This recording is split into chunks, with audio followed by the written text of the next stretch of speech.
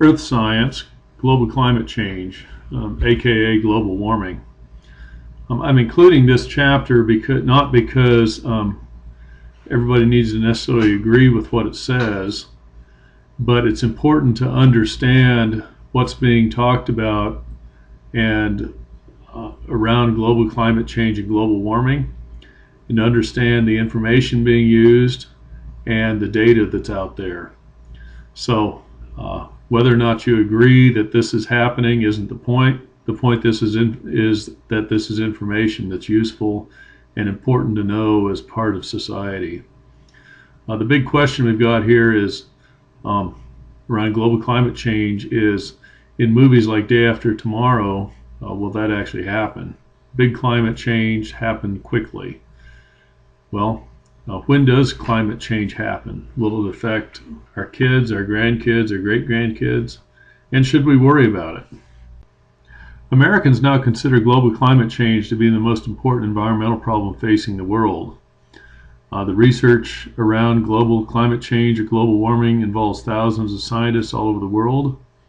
It involves all the systems of the Earth, of the components of the Earth's system. And here is a survey from year 2000 in pink and 2007 in blue, and global warming was clearly at the top of the list.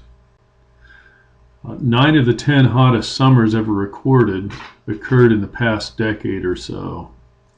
Just for myself, I know that when I was a kid in northeast Kansas, we used to go ice skating all the time, and now the ponds don't hardly ever freeze over. So just from a personal standpoint, the winters seem to be warmer, tend to be warmer, at least up in eastern Kansas. Let's try and explain at least 2 things that these graphs tell us. What strikes us from the graphs? Top graph is the global average surface temperature, and the graphs go from 1850 to the present, or like 2010, something like that. And so one trend is that the average temperature for the surface tends to be going up. And the second graph is global average sea level, and it looks like from the graph that sea level is going up and has risen about 200 millimeters since about 120-30 years ago. And the last graph is the northern hemisphere snow cover, and it looks like the trend is that there's less snow cover, at least in the last 50 to 70 years. Answer the following questions as a means of uncovering what you already know about global climate change. Well, which of the following statements comes closest to your view of global warming? A, global warming is a proven fact and is mostly caused by emissions from cars and industrial facilities such as power plants. B, global warming is a proven fact and is mostly caused by natural changes that have nothing to do with emissions from cars and industrial facilities. And C, global warming is a theory that has not yet been proven. And D is unsure. So think about which one of those would come closest to your view. Respondents pretty much were A. Most people think that A, global warming is a proven fact. Very few people are unsure. So it really is a subject that has people divided. But most people think it's a proven fact. Okay, second question. Thinking about the issue of global warming, sometimes called the greenhouse effect, how well do you feel you understand the issue? Would you say very well, fairly well, not very well, or not at all? And the respondents in our survey said most people thought they understood that fairly well. And next question, which of the following statements reflects your view of when the effects of global warming will begin to happen? Well, most people said that they've already begun to happen. In fact, high majority of people said that. What's the difference between global warming and the greenhouse effect? Well, it's a common misconception that these are synonymous. The greenhouse effect is a natural process whereby energy is retained on the planet, whereas global warming refers to the anthropogenic increase of carbon dioxide that may be leading to additional warming. In other words, global warming is caused by people increasing the amount of carbon dioxide in the air. Infrared radiation emitted from the Earth's surface is absorbed by water vapor, carbon dioxide, and other trace gases in the troposphere. And remember, the troposphere is that part of the atmosphere that's closest to the Earth's surface.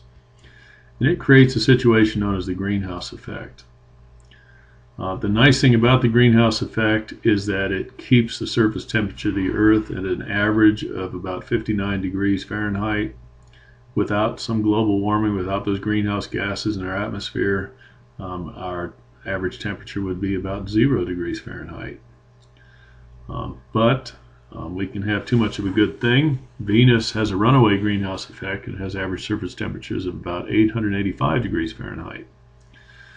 Well, here's some facts. The 20th century was the warmest in the last 1,000 years. The 1990s were the warmest decade. And 1998 and 2005 tied the warmest years of the last 1,000 years.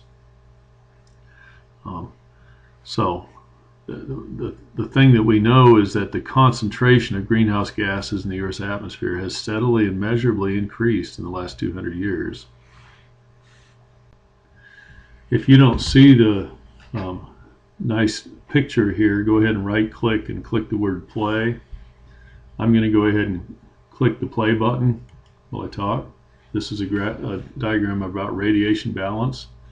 So you have the sun's radiation, sunlight coming through the Earth's atmosphere. Some is radiated back into space, reflected from the atmosphere. Some is reflected back into space from the Earth's surface. And solar radiation heats the surface of the Earth and is converted to infrared radiation. Infrared radiation is then bounced back into space, some of it.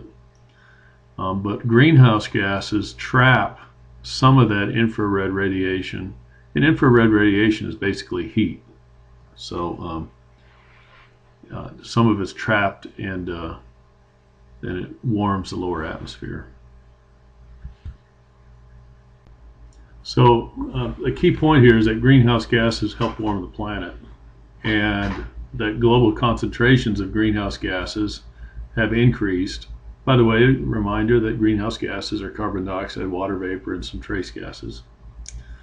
That average global temperatures have increased since 1860 by about 1.5 degrees Fahrenheit. And that population growth will contribute to increased concentrations of greenhouse gases in the future as population increases. Now, the principal U.S. greenhouses are shown here. The big pink area is fossil fuel use, and the light blue area is deforestation and decay of biomass. And then the principal U.S. greenhouse gases by sector, the lowest graph, are energy supply and industry are the largest contributors, and then forestry and transportation are the second largest, followed by agriculture and residential and commercial building and waste and wastewater. Now, the global warming potential of a gas depends on its ability to hold heat and how long it stays in the atmosphere. Carbon dioxide has the longest lifetime, decades to 100 years, but it absorbs less heat. On the other hand, there's a lot more of it. Methane absorbs a lot more heat, but it remains in the atmosphere a much shorter time period. So here you have a graph of, or a chart of, the different warming potential of different greenhouse gases. Where are the most greenhouse gases concentrated? Well, initially they're concentrated where there is more human activity. Historically, that's been in the U.S., but China now rivals the U.S. for the most emissions. And you can see the red bar of the emissions of greenhouse gases. And according to the chart, it's really hard to read down at the bottom. The U.S. Gives off 22% of greenhouse gases, and China 18%. Well, atmospheric circulation patterns thoroughly mix the gases and distribute them through the troposphere. And they're remarkably uniform around the world. So the greenhouse gases get distributed from the high-producing countries all over the world. Well, what are 3 actions a private citizen could take to reduce the amount of greenhouse gas produced on his or her behalf? Well, could reduce driving, or we could produce an alternative fuel vehicle. Could use less electricity and recycle, reduce home heating and cooling, add solar panels, plant trees. Planting trees is my favorite. I love to plant trees, so that's what I'm going to do. Now let's change subjects and talk about the carbon cycle. The carbon cycle is shown here, and we'll look into it in detail in the slides coming up. You may want to come back and look at this in your book in detail after we go through the lecture, but there's too much stuff in here to talk through just from the slide. Well, carbon's in a constant flux between all the Earth components. The atmosphere is both a sink and a source of carbon compounds. A sink is somewhere where carbon compounds end up staying, and then a source is something that gives off carbon compounds. When carbon enters the atmosphere via respiration, just by me talking here, I'm exhaling CO2. And when forests are burned, carbon dioxide enters the atmosphere. Any type of burning gives off carbon dioxide. Fossil fuels, when they burn, gives off carbon dioxide. Volcanoes, when they any volcanic activity gives off carbon dioxide. When dead organisms decay, they give off carbon dioxide, and that CO2 is even released from dissolved gases in the ocean. So, like we said, the atmosphere is both a sink and a source of carbon compounds and carbon-based gases. So, as a source, carbon leaves the atmosphere via photosynthesis. In other words, plants use carbon dioxide and give off oxygen. And also, limestone is formed as calcium carbonate. And so there's lots of carbon that ends up getting put into rocks, limestone. Carbon dioxide is absorbed by the ocean, and lots of biological processes use carbon dioxide. Right now, more carbon enters the atmosphere than exits, and about 3.4 billion tons of carbon enters the atmosphere. More enters the atmosphere than exit, to the tune of 3.4 billion tons. So here's a trend again. We have variations of carbon dioxide concentrations at multiple locations, and you notice 2 trends. You have a sawtooth pattern there that is the annual or seasonal fluctuations of CO2 due to plant activity. And then you have an overall increasing trend, or a buildup of carbon dioxide in the atmosphere, mainly due to human activities. The hydrosphere, that's the water part of the world. Oceans act as a big carbon sink by absorbing more gas than they release. They retain an additional 2 billion tons of carbon a year, and the amount of CO2 oceans can absorb increases with decreasing temperature and increasing wind speed. So with colder oceans, they can absorb more carbon dioxide. When waves do what waves do, they create bubbles, and that makes gas. You've probably seen foam on an ocean, and that puts carbon dioxide in the atmosphere. Carbon dioxide, when it falls into streams as acid rain, it enters the ocean via streams, via runoff. Carbon is carried into the deep water by cold sinking currents, and can remain there for 1,000 years or so. So that's a long-term carbon reservoir by cold sinking currents. And then carbon dioxide is released back into the atmosphere as warm water rises, just like opening a can of soda. You have bubbles coming out of that soda, and that's releasing carbon dioxide out of that soda back into the atmosphere. The pressure is released as warm water rises, and so carbon dioxide comes out of that warm water as pressure is released. The biosphere interacts with all parts of the Earth system through the carbon cycle. Plants extract carbon dioxide from the atmosphere by photosynthesis. Animals eat plants and consume carbon. Carbon is returned to the atmosphere when organisms die. Carbon is held for millions of years if organic remains are buried and converted to fossil fuel deposits like coal and oil and natural gas. Carbon is retained in some marine animals as part of their shells and skeletons, and when dead marine animals sink, you get buried and locked in sedimentary rocks, and that locks away their carbon. Carbon is key to living organisms. And then the geosphere. The geosphere is the largest sinks for carbon on the planet, and so we're talking about limestone and other dolomites and things that have lots of calcium in them. Limestone is calcium carbonate, CaCO3, and so when limestone undergoes chemical weathering, it puts carbon dioxide back into the atmosphere. And chemical weathering is caused by acid rain, which takes carbon dioxide out of the atmosphere. And some carbon is stored as fossil fuel deposits due to decaying organic material. The reason we think that humans have a part in global warming in increasing the amount of carbon dioxide in the atmosphere, or greenhouse gas, is because of what we're looking at here. And when we say human, the hard term is anthropogenic. Anthropogenic. Anthro means human. So if you study anthropology, you're studying the study of humans. Anyway, anthropogenic emissions of greenhouse gas, such as carbon dioxide, rapidly increased in recent decades. Until the Industrial Revolution, you had a pretty constant amount of carbon dioxide in the atmosphere, and it was about 280 parts per million on a global scale.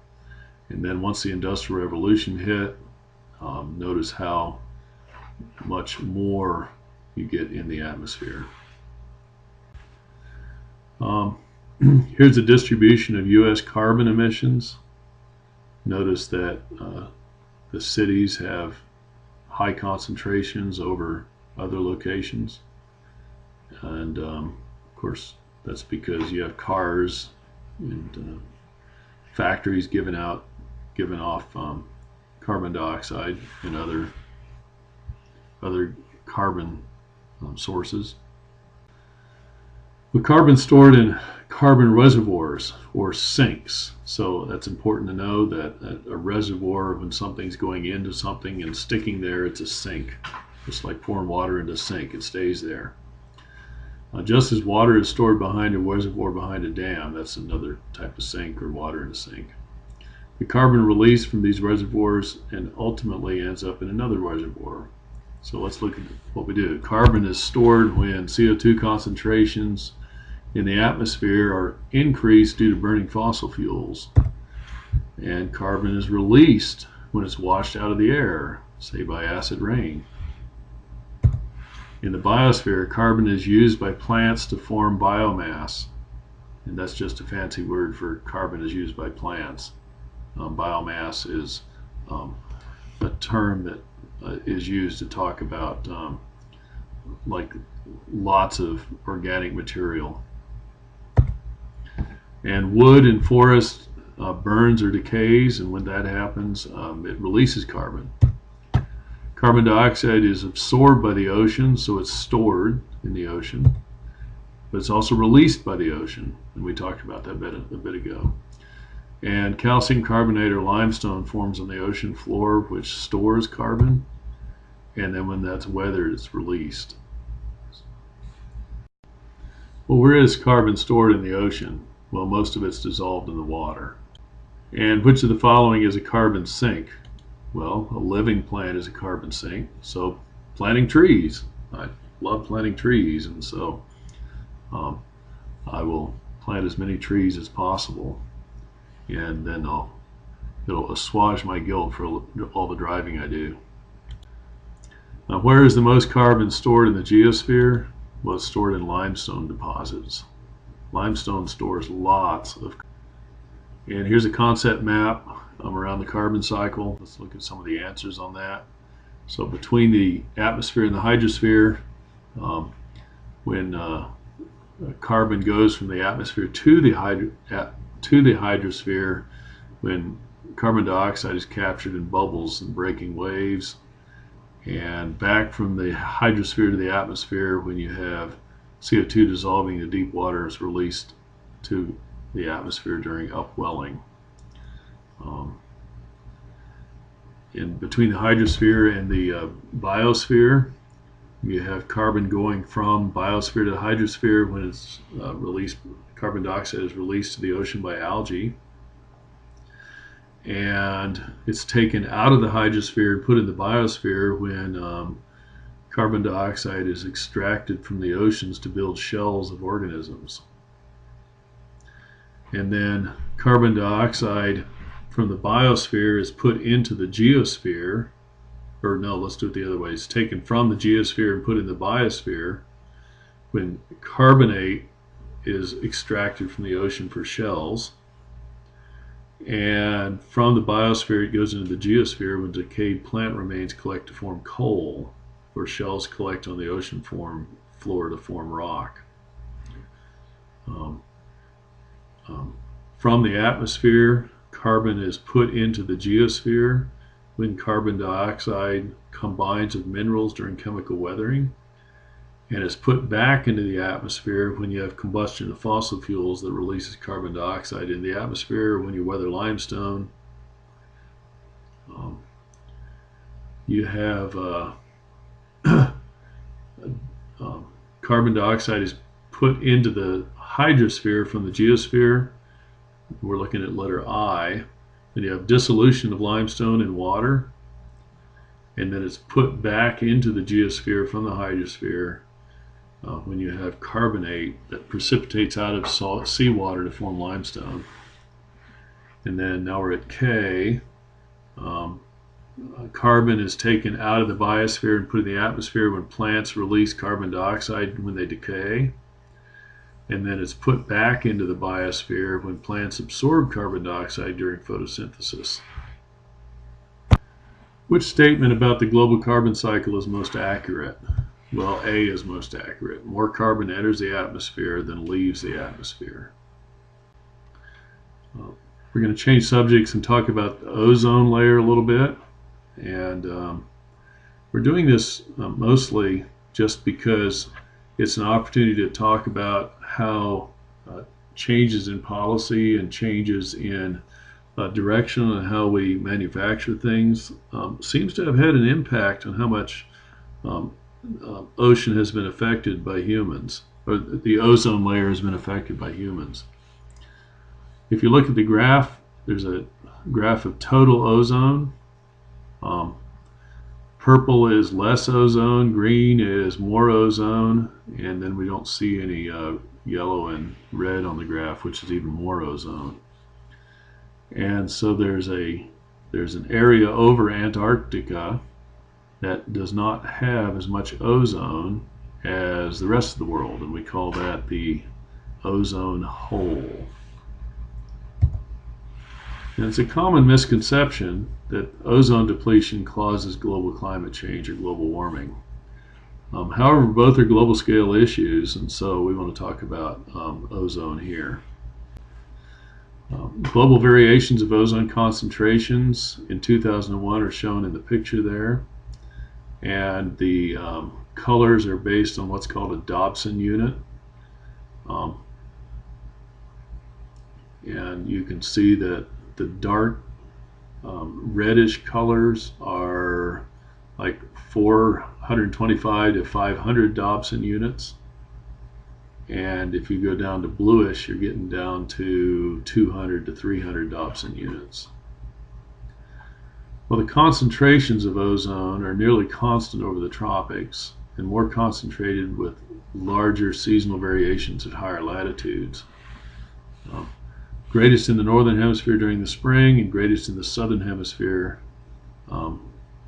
during the fall in the northern hemisphere. And it's linked to atmosphere circulation patterns, temperature, and solar radiation that reaches the Earth. The ozone layer is Earth's own sunblock system, just like having sunscreen on, and it stops 97 to 99% of harmful incoming ultraviolet rays from reaching the planet's surface. So it's important to have ozone to keep us from getting skin cancer and other problems from too much sun radiation. The formation of ozone is cyclical. Ultraviolet radiation breaks down oxygen molecule, and oxygen tends to have two atoms together as a molecule, and then it separates that O2 molecule into two separate O atoms. Well, an individual oxygen atom then combines with a whole oxygen molecule or O2 molecule to form an ozone molecule. And UVB strikes that ozone molecule and breaks it back down to oxygen molecule and an O atom. And then that O atom is free to combine with another O molecule and make more ozone. There's no long-term change in the concentration of ozone that occurs through that process. So the three steps of natural ozone production and destruction in the stratosphere, and that's where this takes place. Ozone's in the stratosphere, which is the next layer in the atmosphere up above the troposphere. It's where we live, in the troposphere. But in the stratosphere, first of all, you have an oxygen molecule plus ultraviolet gives off two oxygen atoms plus heat. And then two oxygen atoms plus one oxygen atom, or an oxygen molecule plus one oxygen atom, creates ozone. And then ozone plus ultraviolet rays puts us back to one oxygen molecule and one oxygen atom plus heat. So ultraviolet radiation is converted from light to heat by the destruction of oxygen molecules and ozone molecules, and the temperature rises with increasing altitude in the stratosphere because of that, because you notice that these chemical reactions give off heat. Well, which of the following statements is the best analogy? Well, ozone acts like an umbrella. It shades us as an umbrella. Which of the following concept maps best represents the sequence of transformations associated with formation of and destruction of ozone in the stratosphere?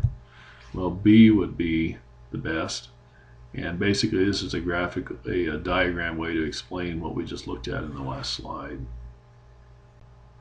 Which statement concerning ozone in humans is most appropriate? Well, statement B is most appropriate. Ozone is harmful in the troposphere, but it's beneficial in the stratosphere. And why is ozone important? Well, because it blocks ultraviolet radiation. Changing subjects now to CFCs and ozone depletion. Well, CFCs are chlorofluorocarbons, and these are volatile organic carbons that are used as aerosol propellants and refrigerants. When I was a kid, you could buy deodorant or hairspray, and chlorofluorocarbons were used as the propellant in those, and then they were outlawed because of the problem that they had as far as CFCs, we'll just say that CFCs had in destroying ozone. So other things were used in sprays. Well, they're inert, non-reactive gases, but they remain in the atmosphere up to 200 years. And they can be broken down by ultraviolet radiation, and when that happens, it frees chlorine atoms off of the CFC molecule. Well, what happens is those chlorine atoms react with the ozone, and it destroys an ozone molecule, because what it does when it reacts is it creates a chlorine monoxide, ClO, and oxygen. And chlorine monoxide reacts with oxygen atoms that frees up another chlorine atom available for breaking down more ozone. Well, if you look at the amount of chlorine in the stratosphere, 80% of it comes from CFCs.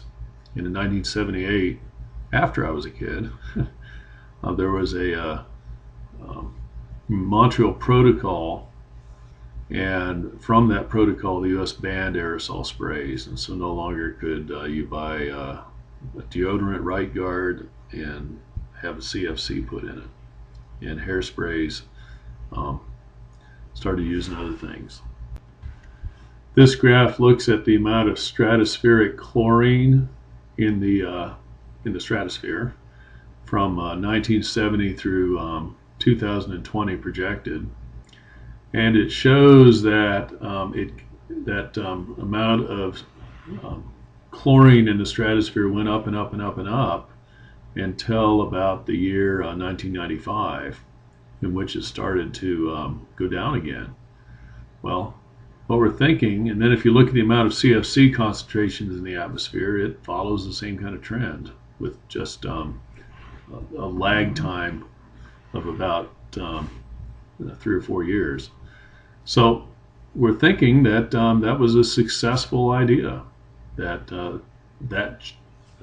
outlawing of CFCs and using other alternatives has been working.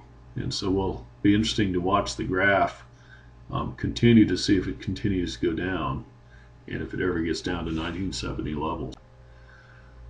Ozone is naturally reduced above Antarctica every spring, but reductions beyond the expected natural variation were noticed in 1985, and so that's why we call it an ozone hole, because around Antarctica you have much less ozone than other places.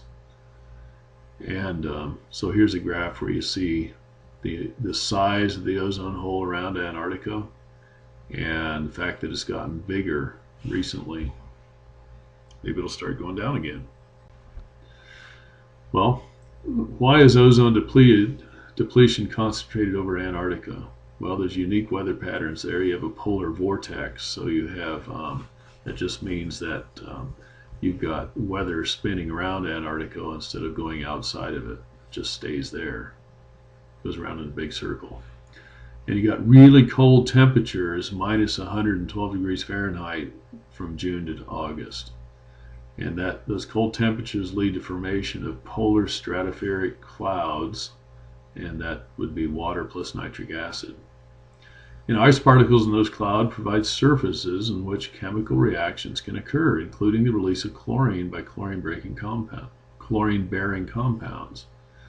And in the spring, September through November in Antarctica, the Antarctica spring, temperature rises and processes that produce ozone outpace destruction, and ozone begins to increase.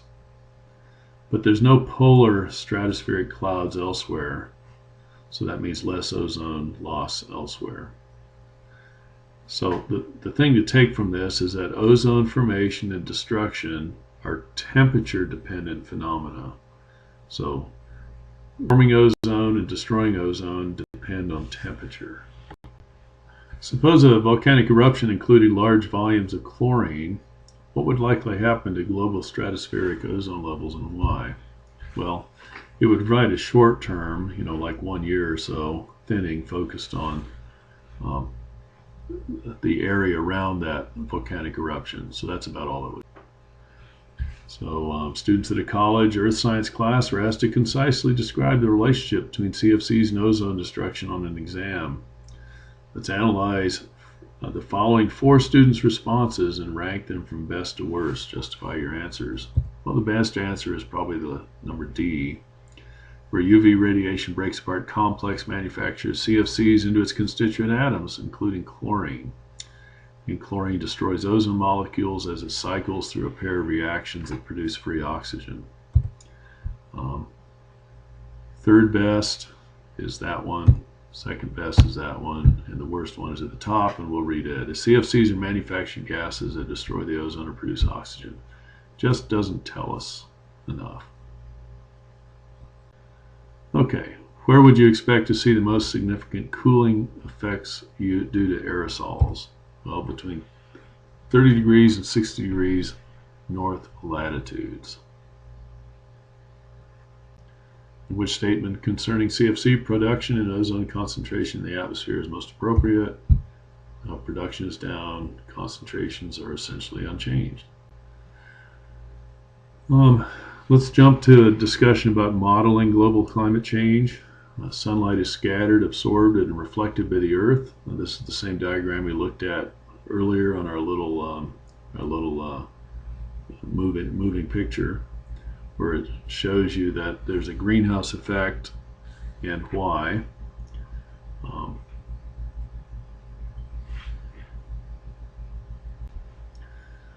And the thing that we want to talk about around the greenhouse effect is the idea of forcing and feedback. Let's use an example of sunburn just as an example so we can kind of get an idea what it means. Forcing and feedback, understanding what that means is the key. Well, sunburn is caused by sunlight interacting with skin cells. So sunlight is the forcing mechanism. Basically, that's the cause. And sunburn is the feedback and its reaction.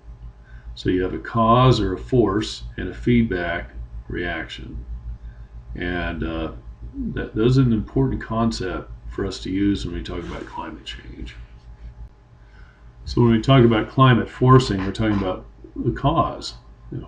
What's the cause? Well, it's any phenomenon that causes a change in the global solar radiation balance. Positive forces lead to global warming. Negative forces lead to global cooling. So you have positive forces and negative forces. What are some positive examples of positive forces? Well, more solar energy reaches the Earth's surface. And we had a talk about what could cause more solar energy leaving the Earth's surface in the last chapter. In chapter 16, we talked about climate. And another way you might have things that lead to global warming are more energy that's absorbed by the addition of greenhouse gas. Things that might lead to global cooling would be volcanic ash that reflects light back into space, or increased ice cover that causes more reflection off the Earth's surface. So, radiative forcing, the term RF, that's shorthand for the term radiative forcing. In other words, how the solar radiation is forcing either positive or negative changes to warm or cool the Earth. And so just know what RF means, radiative forcing. So here's a diagram that's pretty busy. There's a lot of information on it, and the question might be around this diagram: which has the strongest effect on warming the climate, and why is this significant? And why do some agents serve as both positive and negative forcings? Okay, so if we look at long-lived greenhouse gases, we can see the blue line at the top goes to the right, and then the next one down shows a blue and a yellow and a green line going to the right also. Well, if we go way down to the bottom of the graph, it shows radiative forcing is positive. So those positive, remember, is global warming. So greenhouse gases cause global warming. The next thing down on ozone, there is some stratospheric negative forcing, global cooling, but most of the graph goes to the right, so it's positive. The net positive in the atmosphere of global warming. Stratospheric water vapor from methane, a slight amount of forcing of global warming. Surface albedo, I'm right in the middle of the graph. Land use causes some global cooling. and black carbon on snow, some global warming. Total aerosol and cloud albedo effect both have effect of global cooling. So if we look at the natural change, solar irradiance, that has a little bit of effect toward forcing global warming. So if we net all those out, there's mostly a positive force toward global warming if we use forcing to show that. I left this slide in here because it defines what aerosols are and then talks about the idea of particles in the air. Well, aerosols are tiny reflective particles and make them negative forcing mechanisms. In other words, they reflect sunlight. On the other hand, there's also black particles in the atmosphere that absorb solar radiation and cause warming. Warming or cooling caused by forcings leads to other climatic feedbacks that can exaggerate or reduce temperature changes. Examples are like a warmer climate where you get more evaporation with increased greenhouse effect and thus more warming. That's positive feedback. Or a warmer climate with more evaporation and more cloud cover, and thus more reflection of solar radiation, leads to cooling or negative feedback. So it kind of depends. Addition of water vapor in the atmosphere may contribute both to positive or negative feedbacks. The scientists hypothesize that about 40% of global temperature changes are due to forcings and feedbacks. And predicting climate change is hard. There's only one Earth, and it's not like we can experiment on something. There's only one of it. And so it's hard, and it's very complicated. And so what scientists have had to do is use sophisticated computer models, because you don't have another Earth to experiment on, so you have to experiment on something, and so you can experiment in a computer model. And then use millions of calculations to try and simulate climatic factors over an entire Earth system. And here's a whole list of key factors that get stuck in that big computer model. And then scientists have great arguments about how much to weigh something, how much to make one thing more important than another thing. And so that's the fun of the business. What these computer models do is they divide the Earth's surface into a grid, and each square represents the base of an atmospheric column divided into levels. And the models that the scientists are putting into the computer calculate natural phenomena. They characterize the conditions in each square on the grid and then set the model in motion at a certain time intervals to simulate climate evolution with the changes in climates. And the results depend on the complexity of the model and the formulas in the model. Now, there's lots of criticism that scientists get in using this kind of technique, but those that criticize really are just armchair quarterbacks. They have a better idea on how to test this. If they do, jump on in and share the idea. But a computer simulation is all we have without a second Earth to experiment on. What type of climate change forcing is increased solar output? Well, if you have more sunlight, it's a positive. In other words, you get more warming in the globe, what type of climate change forcing is volcanic aerosol? In other words, volcanic particles get put in the air. Well, it's negative because those aerosols or reflective particles that come out of a volcano would cool the Earth because they reflect sunlight. Where would you expect to see the most significant cooling effects due to aerosols? Well, between 30 and 60 degrees north latitude. And explain the Milankovitch cycles described in Chapter 16 in terms of a climate forcing. Well, a way to say that and use the word climate forcing is Milankovitch cycles are natural variations in Earth's orbit and tilt axis orientations that increase or decrease total solar insolation. So there we're explaining what a Milankovitch cycle is. Since they're the reason for the change, they are forcing agents. Now we're explaining what a forcing agent is. So it's a good paragraph so far. Changes that increase the amount of incoming solar radiation, increasing tilt, are positive forcing agents. Anything that reduces the amount of radiation, increasing the width of an orbit, would be a negative forcing agent. So there we're seeing the different things that can happen in a Milankovitch cycle that could be a positive force to warm the globe, or a negative force to cool the globe. Explain why computer climate models are really Earth system models. Well, because climate models must actually take into account forcings and feedbacks from all parts of Earth system to determine potential climate changes. Really, we're trying to put all the data that we'd see on the Earth into that computer model. Okay, so we're going to finish up just by asking the question, what should be done? Should we do anything? Global climate change, aka global warming, is complex. Well, people don't appear to be directly threatened during their lifetimes, and some countries might actually benefit from global warming. The Earth was a lot hotter in the past. During the times the dinosaurs ruled the world, it was very hot. We had a hothouse at that point. Well, in 1992, nations pledged to reduce emissions by 2000, but it didn't happen.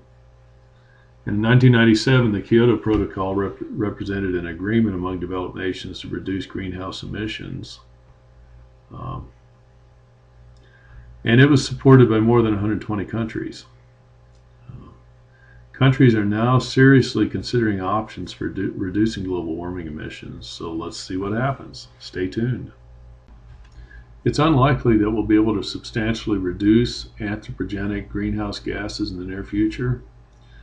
And the models predict that industrialization will have a bigger impact on global warming than population growth. That industrialization, because of rapid economic growth, will have a lot bigger impact than just more people. Predicted temperature changes are averages, and they mask the fact that temperatures could increase more than 18 degrees Fahrenheit in some places and actually get colder in other places. So, for example, warming causes melting of Greenland ice, and that Greenland ice contributes fresh water to the ocean, which affects the Gulf Stream, and then Europe gets colder because the Gulf Stream's diluted, and that dilutes the salinity, changes the density of that Gulf Stream. So most models predict greater temperature increases in northern latitudes and actually cooling temperatures in southern latitudes. Evaporation and precipitation increases with warming, but extra rainfall will not be distributed evenly around the globe.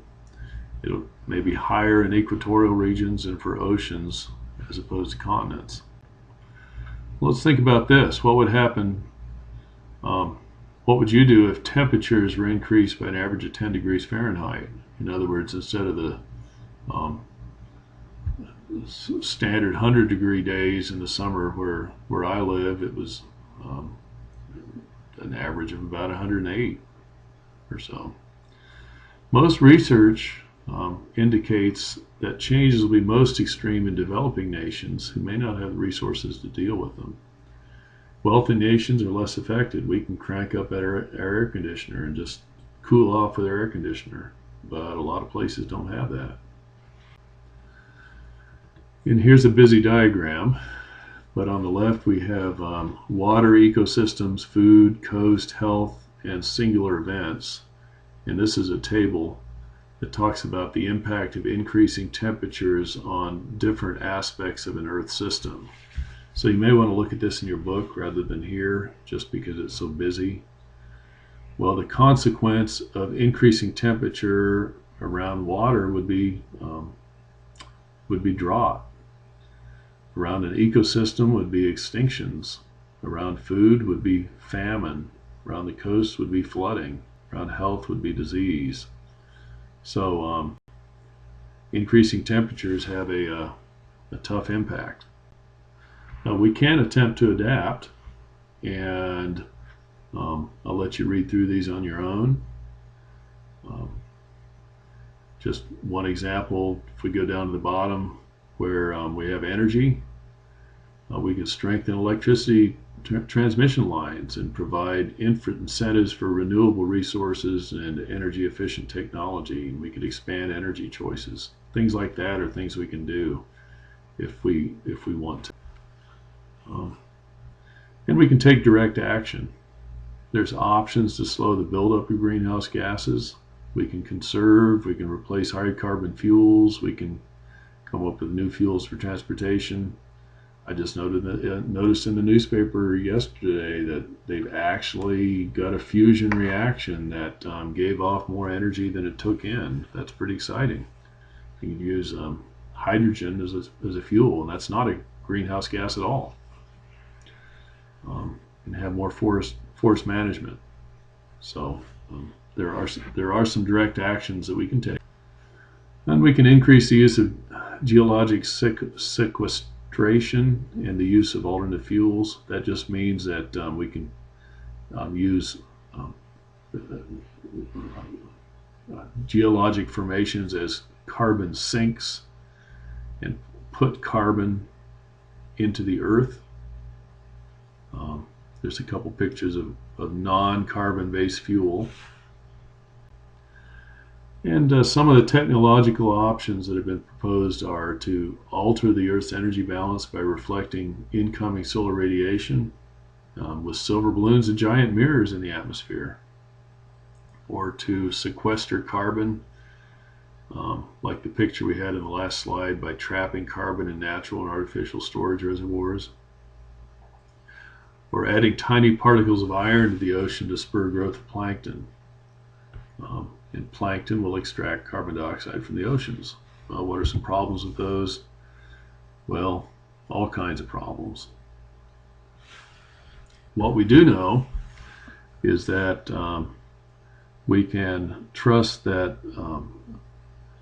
we can trust in the Lord for the future, and we know that He has put humans here to help rule over nature, and that if we have the will, we can do it well.